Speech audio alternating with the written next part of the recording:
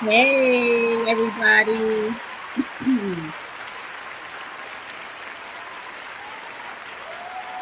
Hope you all are having a great Saturday. Hey, um, welcome back to the Sage Dragon Show. Hope everyone is good. Saturday, August 23rd, if you're watching now, but we welcome people watching in the future. For those of you who may be new, my name is Shaquana Divers, and I'm the host of the Sage Dragon Book Show, where I discuss thought provoking, fun books, and we just talk about these different topics that these books that I've enjoyed reading have like sparked within me. So I really have been loving the engagement and participation. I appreciate if you all continue to like share, like, comment, and spread the word.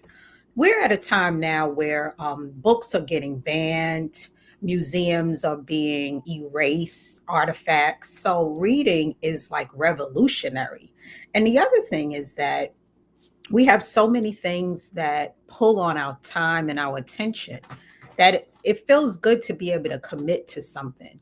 So I love to read, and I read extensively all genres, and I'm discussing them on these different shows. So it's not just all serious stuff. Sometimes it will be. Some of it is fun things, just the range of topics. But I really do want to build and foster that community of people who are interested in like reading and literacy issues. Shout out to all the librarians. I spend a lot of time in libraries. Shout out to those who own the indie bookstores and take some time to visit an indie bookstore in your community. So, I am really amped about today's discussion because we're going to talk about some very important, a very important topic. There's this book that I read the end of last year called You Are Your Best Thing: Vulnerability, Shame, Resilience, and the Black Experience. And it's edited by Burke and Brene Brown. So that's the book that I'm covering today. Yes. Co created with Burke. This anthology is a space to recognize and process the trauma of white supremacy, a space to be vulnerable and affirm the fullness of Black life and Black possibility, a space that gives Black humanity breathing room. And it's a whole lot of essays. It's 20, and I'll get to that in a moment. I want to talk about these two creators and then how this came about. So, although the book is an anthology, so it has 20 authors, the two women that put it together are Brene Brown and Tarana Burke. So, I'm going to get into them first for people who may not be as familiar with them. So, so first, Brene Brown. She is a researcher by profession. She's a professor at the University of Houston. And she blew up around 2013 when she wrote this book called Daring Greatly: How the Courage to Be Vulnerable Transforms the Way We Live, Love, Parent, and Lead. And many people love her. She's written 6 New York Times bestsellers since that book, and I had that book and read it when it came out. And she did like a TED talk that went viral about vulnerability. And her research, like she research, she is extremely into data. And what her niche is vulnerability, and what is the counter to that, which is shame. So she spent a lot of her career talking to a bunch of people, studying them, and found how damaging shame was or shame is. So she wanted to offer the world tools and strategies for us to overcome shame. And she talks about the definition of it, how it is not a helpful emotion like guilt is. So, guilt, we've all dealt with guilt, people guilting us, our own internal guilt. Guilt can be helpful because it can spark the change you might need to make. Too much guilt can be damaging and can be paralyzing, but some guilt isn't always bad. We're humans, so if we regret things, it means we care. But what Brene Brown has found, and she talks a lot about, is shame and shaming people, making them feel bad, or you carrying the weight of shame is very damaging to being able to live life. The other piece about the book is daring greatly, meaning you live uh, you open up your heart, and I'm not saying this in a kind of like soft, corny way. I'm saying she coined the term wholeheartedness, which is living fully. And that requires us having vulnerability and being willing to share. Now, this message has um, been communicated in the business world because you have people who run companies and they want to offer good products and services, and she's found that leaders that are authentic because they're vulnerable are more powerful and more successful. So it's a tactic of, it's a key to life, having to be vulnerable. But when are you vulnerable? When is it safe to be vulnerable? We can't just throw our vulnerability to anyone. And she talks about that too. So I'll say that if you are interested in that topic, check that book out because that's one of her first earlier works. So let's move on to Tarana Burke. Tarana Burke has been working the intersection of racial justice, arts, culture, anti violence, and gender equity for nearly 3 decades. And I wonder if anyone knows that Tarana Burke is the one that created the Me Too movement. Anyone out there listening? Did you know a Black woman created that? And I'm laughing because I say that because I don't think most people knew, especially when at the height of the Me Too movement, it wasn't clear. I remember being on a panel with this woman from the community, and she was like, I really don't even resonate with the Me Too movement. She was a Black woman.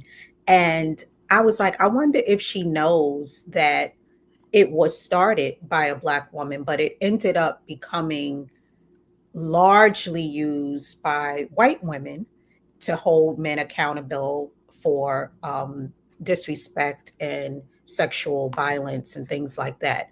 But she started it, and she has been through quite a lot in her life, and she's done a lot of amazing work. She was the 2017 Time Person of the Year, 2018 Time Most Influential Person. So I wanted to here I'll share a little more about her. A proud native of the Bronx, a passion for community organizing since the 80s. When she was a young girl, she joined a youth leadership organization.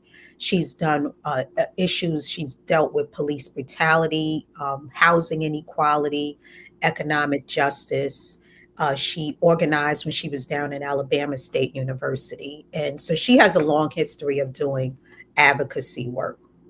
So this book came together as a collaboration because you have uh, Tarana Burke, who's done work promoting, helping the marginalized and oppressive people, and then you have someone who has written and published, and she's, coaching business leaders, and they had become friends.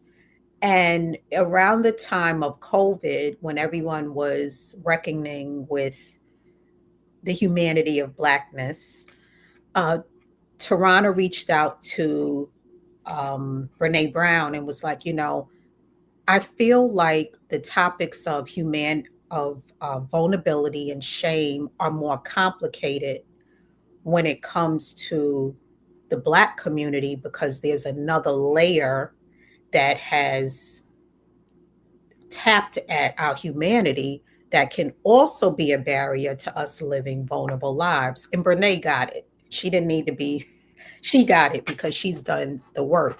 And she said, is there a way that we can address this? And Brene was like, yep, let's do it. So that's when they came up with this uh, book called You Are Your Best Thing. And I listened to it, the audio copy last year. So, more background. Yeah, this just shows the conversation that they had. I'm so glad we're talking about this. It makes sense to me, especially in terms of vulnerability. How do you take the armor off in a country where you're not physically or emotionally safe? Long pause. That's why I'm calling. What do you think about working together on a book about the Black experience with vulnerability and shame resilience? There was no hesitation. Burke and Brown are the perfect pair to usher in this stark collection of essays on Black shame and healing.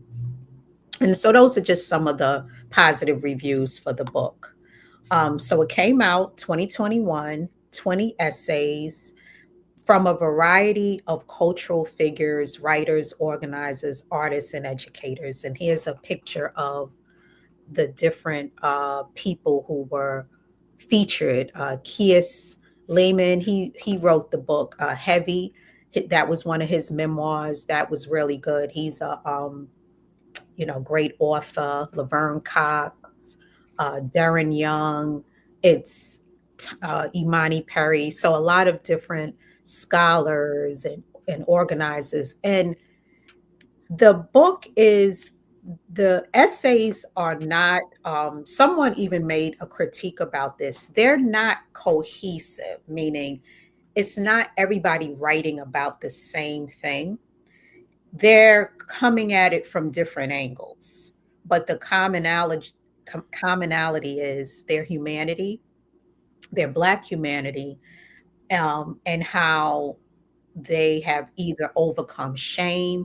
Like one of the pieces was a young man who just had this guilt of he had missed almost missed his relative visiting him in the hospital and just carried so much guilt about that. And that was part of, and shame, the guilt became internalized shame that he was carrying in him. And that's what we're going to talk about today is how do we deal with these emotions? How can we be more vulnerable in a way that's safe for us so that we can get all there is to get out of life? Because if the what the research is saying is true, you're cutting yourself off sometime when you're too close to the vest and you're not fully committing to your feelings and emotions or sharing them or being who you are because you feel so guarded all the time. And it's a very limited way to live.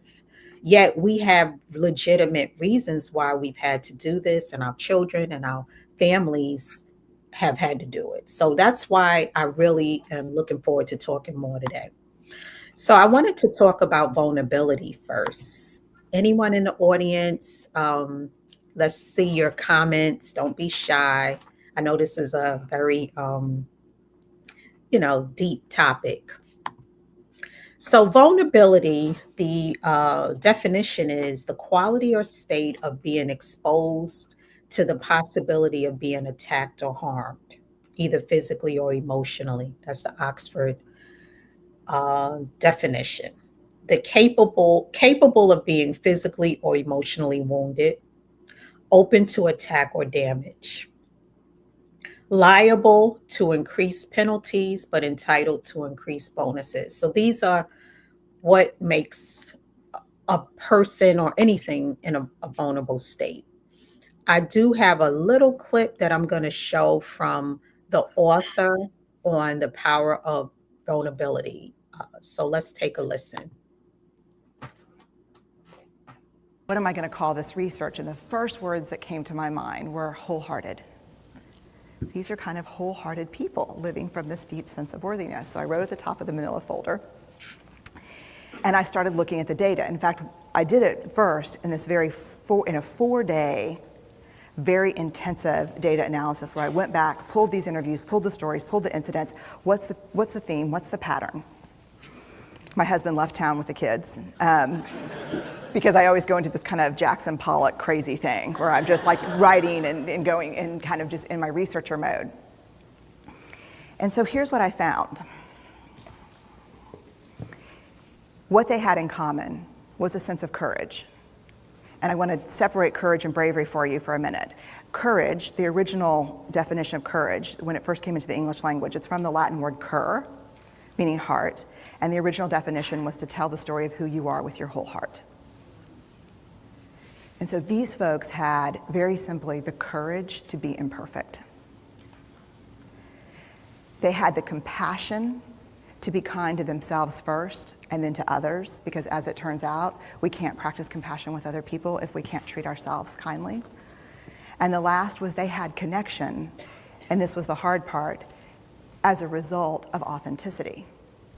They were willing to let go of who they thought they should be in order to be who they were, which is, you have to absolutely do that for connection. The other thing that they had in common was this.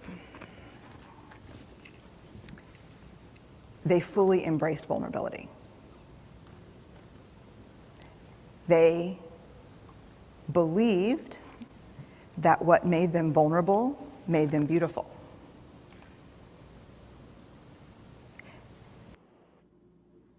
Yeah, so I'll stop there. And that is from The Power of Vulnerability, Brene Brown TED Talk, if you want to watch the whole one. And it's really a good talk. So, Brene Brown, a definition of vulnerability is uncertainty, risk, emotional exposure. But vulnerability is not weakness, it's our most accurate measure of courage. When the barrier is our belief about vulnerability, the question becomes, are we willing to show up and be seen when we can't control the outcome? And here's a picture of the two of them just smiling and talking about, the book. So when you listen to what she's saying about like not feeling like you have to be perfect and like you have to betray yourself, that you can tell your story without worrying about the ramifications. And you think about a lot of the things that Black individuals or people who have come from very oppressed groups in the country have gone through. How do you think those things connect? It would make sense that it's some more work, or rather, I don't want to say more work because it's always the oppressed that it feels like have to do the most work. But this is what I'll say. It's almost like the risk is even deeper, because if you have more to lose, whether it's your life, your reputation, safety, and you risk it, it's more of a risk that you're taking when you come from certain groups. It could be. So I think that that's something that a lot of us deal with constantly, is how do we weigh what's worth the risk or not. However, the rewards are that much stronger. Um, so this quote here, I know this is hard to believe, especially when we spend our lives thinking that vulnerability and weakness are symptoms, are synonymous, but it's true. I define vulnerability as uncertainty, risk, and emotional exposure. And then this one here, I was thinking about, to put our art, our writing, our photography, our ideas into the world with no assurance of acceptance or appreciation. That's vulnerability. If you think about some of the art that you just that was really amazing. It's usually because people are being vulnerable and they're putting it out there. Like I just saw the movie Highest to the Lowest, Denzel's newest movie, and there are a couple of younger artists that are just risking it all in order for them to get the visibility that they're hoping to get so that they can put their art out in the world.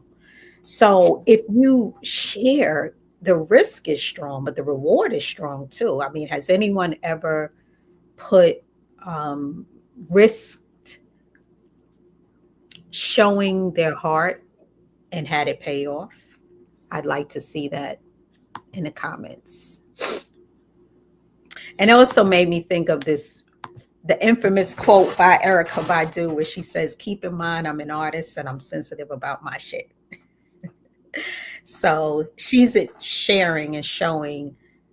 She was debuting a song, a work of art, and she was saying, "Look, I'm vulnerable. I'm vulnerable to critiques and feedback. So it's hard. I think we all kind of battle that, like, daily. Like, how much of yourself do you show? We are, and now we're hiding, behind screens and filters, and you can really curate what you want the world to see. So it's so strong out there, the curation. Yet we're all craving that realness. We want the real. You almost can sniff out fakeness. So the question that I was wanting to bring to this episode was, how does the construct of race, the experience of blackness in America and the world, interfere with our ability to be vulnerable? And that was what these essays were talking about.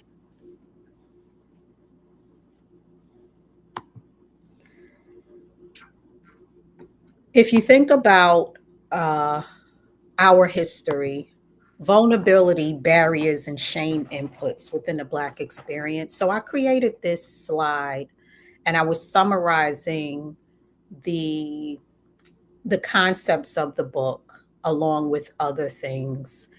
And I was thinking about it from a macro perspective and a micro perspective. So from macro, you have the legacy of slavery, or the legacy of oppressing people as prisoners of war, Jim Crow laws that were segregated and discriminated. And I just kind of want us to sit for a moment and maybe pull our calculators out, because sometimes I feel like we don't really fully appreciate time.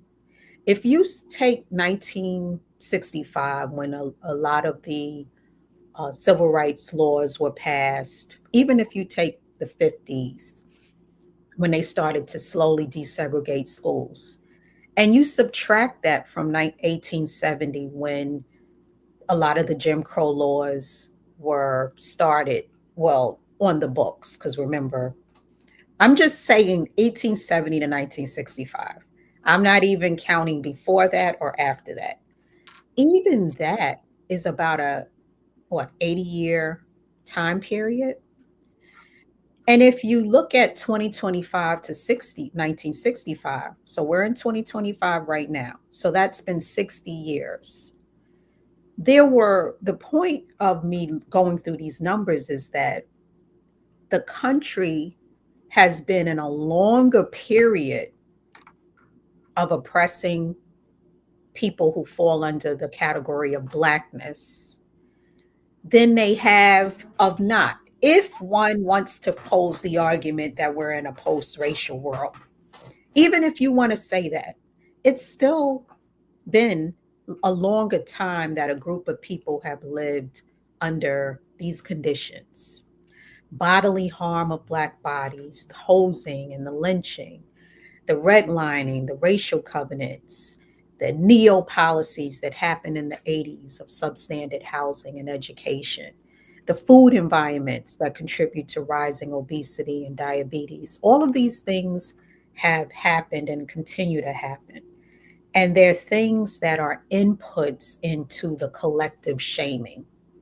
You know, you're shaming people for their weight, you're shaming them for their disabilities and their educational status or their poverty state or the way they live. And these are things that we internalize as a collective. So it's not just individual, but then you have those individual things that shame a person. So a person, let's say they're an individual and they have a personal tragedy.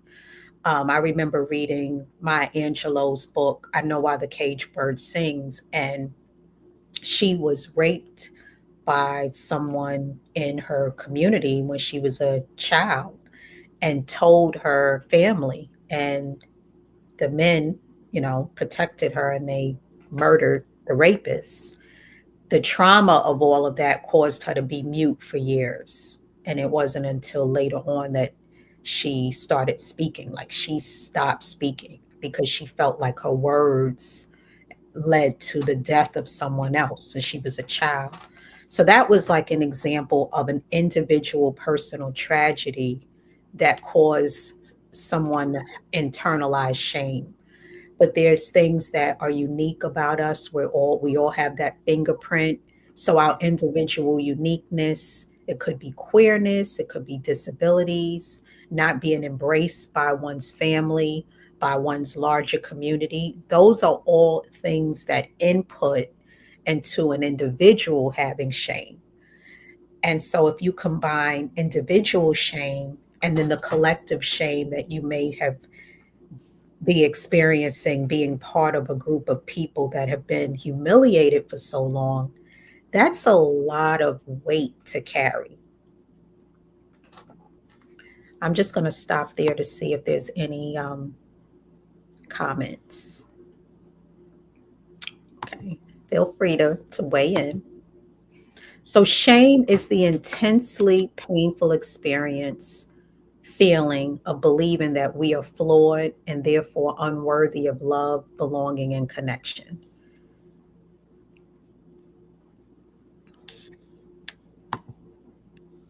Uh, as usual, when I come across things, I always want to offer, what do we do about it? And that's part of the reason why I wanted to discuss this book and also discuss how we overcome it. In Brene Brown's work, she has a shame resilience theory that can help a person overcome shame. So, how do we overcome fear and avoid being trapped in this web? And she talks about the resilience of having the capacity to recognize it and move through it constructively and have strong, meaningful connections with people in our lives. And it comes from trying to switch from living like with a lot of fear, living in if you may have come from a setting where it was always blame, blame, blame, like who's to blame, blame, blame, blame, the blame game. That could cause you as you grow to like be a perfectionist and not be able to really move on from mistakes. We all make mistakes. And how do you move on from that without constantly blaming self or others? And then you disconnect.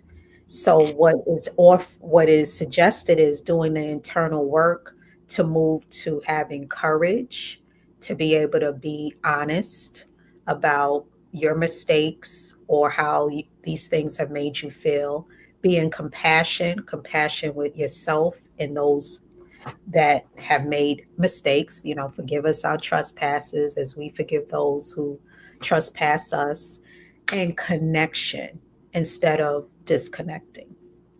So check out shame resilience theory as a tool to help you if there's some things that you may have be feeling with shame. Let's not let this paralyze us. And as Tony says, you are your best thing. That's a Tony quote, and that's part of why they wanted, to have this be the book, the the, the title of the book.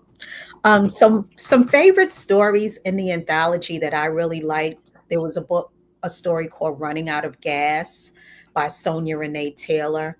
Uh, in that, there's like themes of it's between a lot of it is a mother talking about the relationships between her and her mom. So it's mother daughter relationships, love, but there's also themes of like grief and addiction. So she kind of you could hear how these were like people just most of the essays it felt like people were just writing from the heart. There's a story in there called The Wisdom of Process. And in that, the writer Prentice Hemphill talks about internalized shame, keeping family businesses a secret. Like that was something that the author said was a thing in their house. Like, we don't talk about stuff outside of the family, and how that can be a damaging thing at times. And then code switching.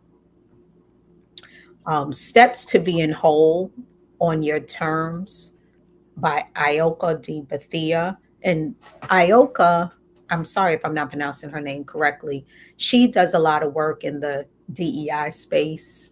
And she talks about in this essay identifying shame shields and steps to free oneself from shame, respectability, politics, embracing wholeness, and authenticity. I'm going to share a little bit more about her in a second. And then this other essay that was one of my favorites was called This Joy I Have by Austin Channing. And I'm going to foreshadow a term called forebode, foreboding joy. And then finally, one of the ones that had me cry was To You, Vulnerable Mother, a choreo essay by Imani Perry. She's talking about just how being a parent, being a mom, you're just forever vulnerable. The love you have for your children and always hoping for their safety and well being. It's just like a permanent vulnerability that you're going to have as long as you're alive, and maybe even after when you become an ancestor. For avoiding joy, I really wanted to talk about it. So, this is me being vulnerable. Part of the reason why I wanted to talk about this book this week, Tony talks about how we should write the books that we want to see in the world. And I think as digital creators, we can create the digital content that we need for ourselves. So I wanted to go back to this because I needed it because I deal with foreboding joy. I didn't know that it was a term, but I've dealt with it throughout my life. And then it feels like phases where it's so strong. It's such a prominent feeling that it impacts me. So I wanted to talk to you all about it to see if other people deal with it. Have you ever felt this feeling like you're waiting for the other shoe to drop? Or it it's impending doom? Or it's the way that it kind of shows up for me is I'll give an example. Whenever I'm eating, or a lot of times when I'm eating, I feel guilty. And it's like, I'm eating a meal, I prepare a lot of my food at home, and I try to like use as best ingredients as I can, or even if I'm with someone and I'm just enjoying a meal, I'm thinking about so much suffering that's going on in the world. And and around food insecurity.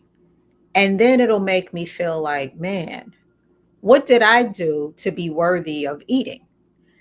And that's how this issue. And then I'll find myself feeling like I have to justify it. And it's like for voiding joy. So the definition means the experience of joy immediately followed by worry or dread. I was watching another clip online that someone was discussing this book, and it was a group of people like in the Bronx that do a lot of work around breaking down inequities. And they said that they resonated with the term dress rehearse tragedy. And Brene Brown talks about that. It's like the way she described it was feeling like you're when she looked at her children, um, years ago, she was telling a story about looking at them, thinking about how deeply she loved them, and how she would just be so devastated if anything ever happened to them. So it made her feel like she wanted to try to see how that feeling would be. And people do this. It's something that we do in our psyche. And she talked about this book, in the book, about a man who felt like life was better if he never got too high or too low with his emotions and his joy. So he didn't allow himself to experience joy because his feeling was, if I experience joy, if I don't experience joy, I won't be disappointed. I'll just live even keel. And I've heard people say that this is their approach. And she was saying that a tragedy happened to him and he lost his loved one. And it didn't make, he said, in the car, with the car accident that happened that took his loved one, the way that he lived his life didn't make the pain of losing his partner any worse. It was terrible. And he felt like he wished that he had leaned into the joy more. So, what she was saying is that joy is one of the most dreadful things, meaning it's scary to have joy. And can any of you all relate to that? You get a relationship, you meet someone who you think you're really connecting with, or you get a great job opportunity, or you've gotten some, you finally, money is right. Maybe you have achieved a health goal, and then you get scared. You're like, what's going to happen? Who's going to die? I'm going to lose this. That's what she's talking about. That fear of, if I lean into this great feeling, it's going to betray me. And um, then you kind of think about, like I said, all of the things that have happened with, groups of marginalized people. And then when we get the joy, we want to live in that, because joy is a human feeling. And there's things that want to infringe upon our joy.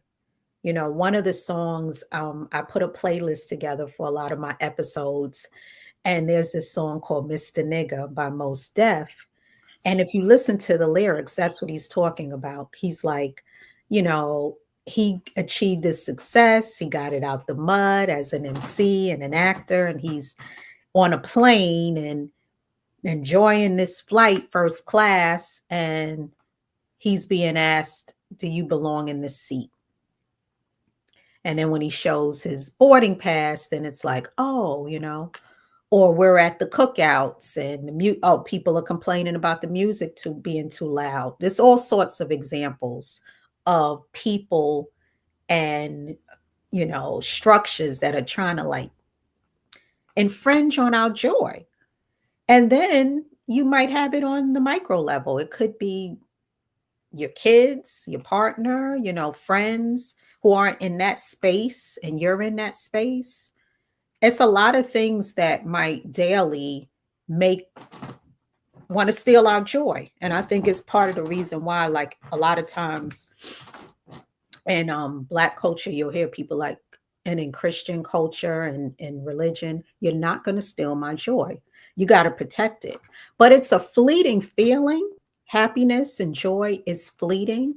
So, what the message here is that you should embrace it and not like talk yourself out of it because it's not going to last long anyway. It might change, and we have pain as well in life. So, not leaning into the joy isn't going to make the pain any less. You might as well lean into the joy because the pain is going to be there. And then you can, I don't want to say balance it out either, because that's not true, but it's just all part of the life experience, the human experience. We're going to hopefully have more joy than pain in our lives, but we can't like hack it. And that's why I wanted to do this episode, because even for me, I'm like trying to figure out a way to do it. You can't hack it. You don't know all the things that are going to happen. So this page here that I found, William Root to Rise Therapy, she talks about, or rather the person who runs that page, the article talks about foreboding joy is a form of self-protection. When we experience true joy, we open ourselves up to the possibility of it being taken away. So, and this Austin Channing Brown was one of the authors of the essay. And it says, what do you do when you're all too aware that Blackness makes you uniquely vulnerable in the world? And she said, traditionally, the Black community has relied on a spirituality born of hardship and humanity to declare a phrase popularized by gospel music. The joy I have, the world didn't give it to me, and the world can't take it away. This is not to create a monolith of the Black community. I'm in no way suggesting that all Black Americans have found refuge in the gospel of the Christian church. Instead, I mean only to point out a shared, rooted resilience and joy. Contained in this one sentence is a staunch declaration that if the world will take from it, it will do so only once or twice. Our community has learned that even the darkest depths of human evil cannot snuff out our experiences of joy, of laughter, of love, of good food, conversation, family legacy, and hope for the future of creative endeavor and the pursuit of justice. The joy of Blackness persists. Yes, yes. So, yeah, what do you guys think out there about this? Have you ever talked yourself out of joy? Have you ever wanted to feel it and then you're like, no, I shouldn't feel it. I'm scared. I'm scared to be happy. I'm afraid of success. Lala says in New York City, things move fast. Crime, money, power must have a hard time being vulnerable or joyful because we always feel like we have to protect ourselves. Street culture can get crazy. Yes. Thank you for that comment, Lala, because that is true. Exactly. And that's partly why I wanted to bring this topic up is how do we do it in the world we're in now? What are the ways that you carve out your vulnerability and your safe spaces? Because no, everyone doesn't deserve it. It can be damaging. Some of us are working in, it really doesn't even matter if you're working in corporate, if you're running your own business, because there's competition. You don't know if everyone has your best interests at heart. So you might feel like you have to keep things close to the vest. I feel like we're keeping things a little too close to the vest nowadays. And that's the challenge because we're not meaningfully sharing our struggles because we don't know who to trust and who not to. So then we end up maybe suffering through some things unnecessarily, because there are some things that can be solved with a trusted community. And a community doesn't have to be huge, it could be a couple of people. But not everybody has, not everyone wants to see everybody fail. Some people are genuinely have your best interest and they want to see you successful. And if you share with them, they can maybe support that. But we're like, who do we who can we trust and who can we be vulnerable with? So that's something I would suggest you maybe sit down, be still, take some deep breaths, and maybe get a piece of paper and pen and write down how you're feeling about yourself and your vulnerability. And are there people that you feel you can be vulnerable with? And people, and who have you reached out to lately to remind them that they can be vulnerable with you?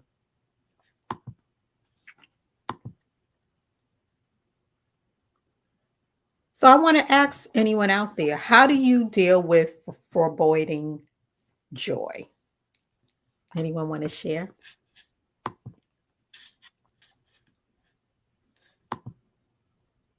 Terrence said, we roll so hard 5 days during the business week. So then we live for the joy of the weekend and free time. Yeah, that's true. So what do you do? What do you do on the weekends for you, Terrence? Anything fun? I was watching a little clip when I was preparing for the show, and I saw a Super Soul Sunday that Oprah had, and she had Brene Brown talking about this topic. And she was saying all the research that she's done on living wholeheartedly, the a big part of it when it came to joy and being vulnerable to joy, because she was saying that it's one of the most scariest emotions, because if you give into it, you run the risk of getting your heart broke, if you really really admit to loving someone. Or even if that little boy and goes out on the playground and has a little crush and he says something to the little girl that he has a crush on, and she says something mean. He put his heart out there. And he was feeling happy, and then it gets crushed. So you're taking a risk. So, but what she was saying was, of all the research she done, a lot of times it's not those extraordinary moments when people look back. It's like the ordinary. So, like the simple things of, like I said, for me, sometimes I remember having this feeling of deep joy. I mean, I've had a lot of it in my life, but this is such an ordinary story. I was living in Baltimore at the time, and I used to work at an HBCU, Morgan State University. And there was a restaurant on campus for the faculty and staff, and it was like a soul food type of restaurant. And so it would be a treat, like sometimes payday, I would go, and or some of my coworkers would we'd be we'd go to the restaurant on campus. And this one day I decided to go by myself for lunch, and I'm sitting there having lunch by myself, but I had a magazine. I was so content. I started feeling joy, like you would thought. It wasn't a huge moment, but there was so much gratitude, because like I was just thinking about my journey, and I just felt so grateful, to be at an HBCU working with all of these people that I looked up to, because I was in my 20s at the time. And I had a lot of Black scholars as mentors. My boss, she was a very successful, Black researcher, and we were working on all of these very hard projects to try to improve community health. And I just felt so grateful. And that was part of what they were talking about too, is how gratitude, cultivating a practice of gratitude, goes hand in hand with joy. Terrence says he's into Comic Con, dressing up and going to anime events. That's so cool. I love to see us with hobbies, Black folk with hobbies, regular everyday people with hobbies. I was going to say regular, but everyday people with hobbies, because we're in this rat race of capitalism, and it can make you feel like everything has to be monetized and everything has to be, hardcore. And I have a friend who I grew up with, Mercedes, and she does double dutch, and that is her happy place. Every Saturday, she's part of the 40 double dutch club, and every Saturday for the last 4 or 5 years, she goes and jumps double dutch. She's really good. And she's also helping other children learn how to play double dutch. But I love to see us experience, enjoy however we experience it. There was a comment that flashed on the page, producer Samini, and I think she said something about an everyday process, but I wanted to acknowledge the comment. Could you put it back up? Oh, that was old. Oh, that was old. Okay. No problem. I just be wanting to acknowledge people's. So, Aika, one of the essays on steps to being whole on your terms, I pulled out some of the points that she made in the essay because I think that they were very helpful points. And this was around how we can balance vulnerability, especially coming from the Black community. So she's talked about deconstructing and naming. Social justice scholars provide language and frameworks that deconstruct white supremacy, patriarchy, transphobia, and inequity. So sometimes just being able to name things and deconstruct them gives us that assurance that we're not being gaslit. And then once we are able to like recognize it, then we can work through it. Seek standards of intellect that represent Black people. Now that means like reading the books of people that have done this research and they know more about the topics, and they can make sense of it, and then they can help you feel more better. And I would say that there are, like, just reading this book is an example. There's a lot of people out here in the world now that are like maybe, actors and different, okay, artists or athletes. They've achieved great success in their realms. And yet they'll go out and make these comments that aren't really resonating with most everyday Black people because they don't really have that scholarship. That's not their world. They haven't really read on these topics, but they want to make these comments. But there are people that are, and I think we should seek those people out, read their books, bring them on these platforms to make sense of things that are happening. Read the works and arts that provide visibility, break down power and privilege, and share narratives. Seek and create community and connection, like we talked about. Validate, affirm being seen, expose injustice, build personal spirituality and purpose, and hold space that allows us to live through all the oppressive systems. I went back and listened to that essay and pulled that out. Feelings of vulnerability. How do feelings of vulnerability appear for you? Anyone want to share? And coupled with that, how does the current climate encourage more hardness shields, inauthenticity, inauthenticity, and cowardness.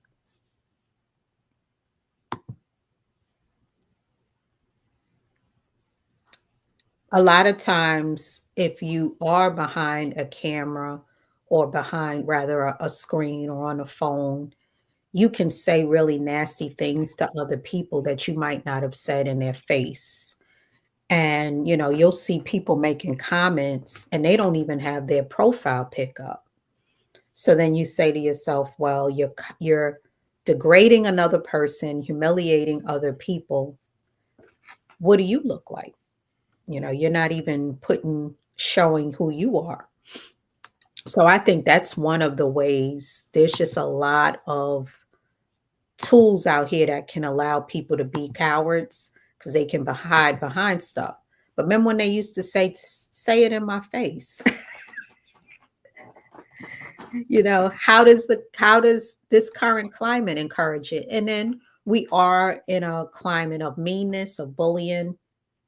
The president, the administration that was elected, people think it's funny to see people punching down. So, this kind of behavior can be contagious because people think that it's cool to put people down, be nasty, and stuff like that. So, we got to fight against this because day to day, you might think that it's cool to see it on leadership levels with people who have a lot of protection, but day to day, we can't go around living like that. That's not realistic. We need to be able to be neighborly, family oriented, just to be able to like carry things out. And even if you're a person who feels like you've made it and you have more resources, maybe you have more financial resources than the typical person, and maybe you have a family, or you still are going to need some people outside of just your regular ecosystem at some point. So you do need to walk with some humility, and that takes vulnerability.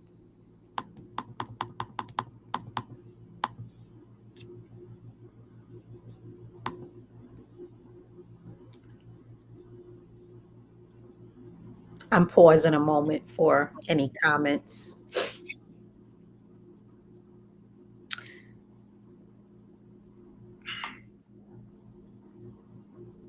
So many points of views in social media, many conflicting slants. So most people just lean on what helps us pursue the money.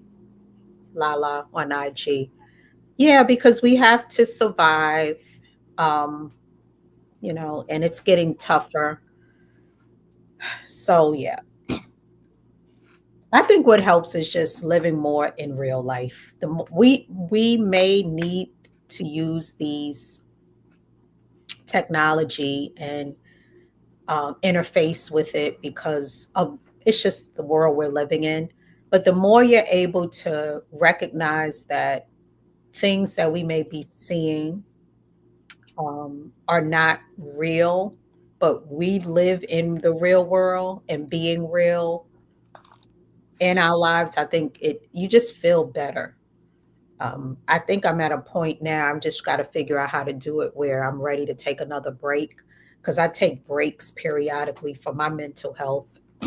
I was off of Facebook almost a whole year and I just went back on. And it's the same thing with Instagram, and I'm not on TikTok.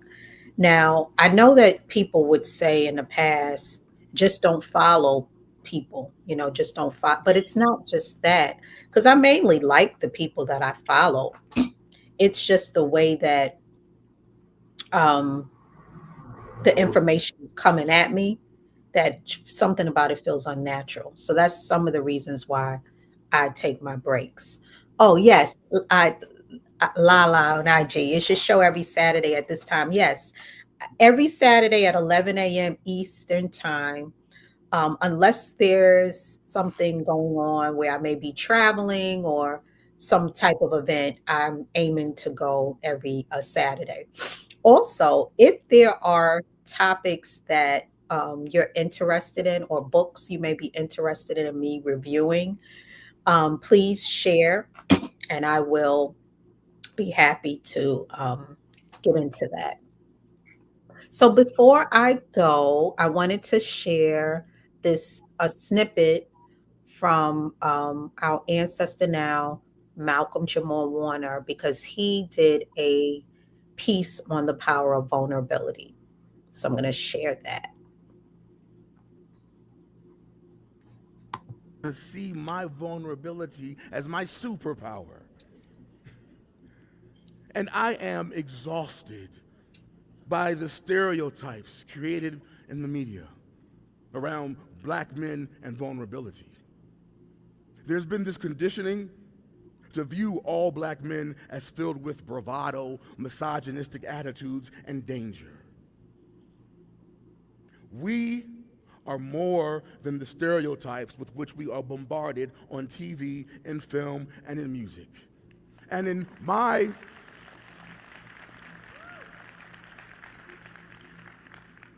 I'm glad you agree. In my professional and personal life, I am pushing the opposing narrative so that black boys don't grow into black men emulating these stereotypes. I want black boys to live what I have learned. Vulnerability is cool. It is strength. It still allows you to be a man, and vulnerability offers the greatest gift. It allows you to open up to yourself and love yourself.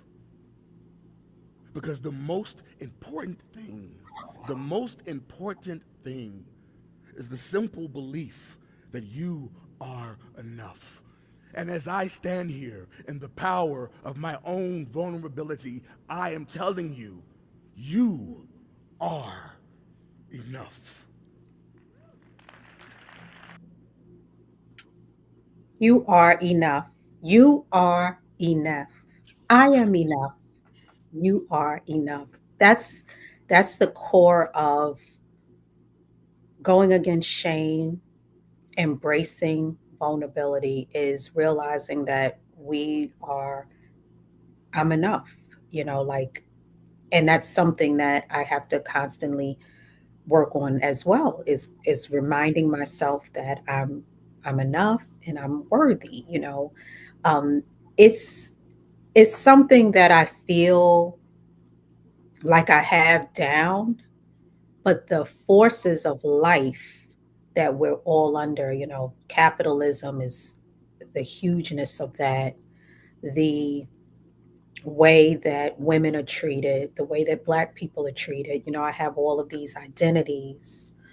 Um, those are forces that could tap away and make me feel like that. It could be a mind F. So we got to constantly work on building ourselves up and building those around us up to know that you deserve to live a wholehearted life. So I think this book, um, the different essays, I thank Brene Brown and Tarana Burke for putting it out there, and I'm glad it got some success. And I think it's also one of those things where if you pick it up or if you get the audio, you can listen to one or two. You don't have to like read it from start to end, but just do some exploration of one of the topics, whether it's how to deconstruct shame or how to live more vulnerable, how to embrace joy in a world that's trying to tap us away from it. All of those things are what the book is getting into. So I want to give thanks and rest in heaven to Malcolm. That entire TED talk, you can write The Power of Vulnerability on YouTube and it'll come up. It's pretty long. Malcolm does a spoken word piece, and then he gets into his journey of being an actor, but wanting to be cool. And that was a big thing for him growing up when he was doing the Cosby Show. He wanted everybody to think he was cool. But as he was saying, it's really not, you really can't be cool and be an actor. And I think that that's the essence of what I'm saying. Being an artist of any type, or being a really strong business person, or being in a relationship, whatever identity you have, you kind of got to open up oneself. You can't be too robotic and not share, because it doesn't connect as much. So you have to be willing to open that heart up and be vulnerable. So I hope you all have a great Saturday, the rest of your week, and I will see you next week. Oh, wait a minute. You got a comment. Okay.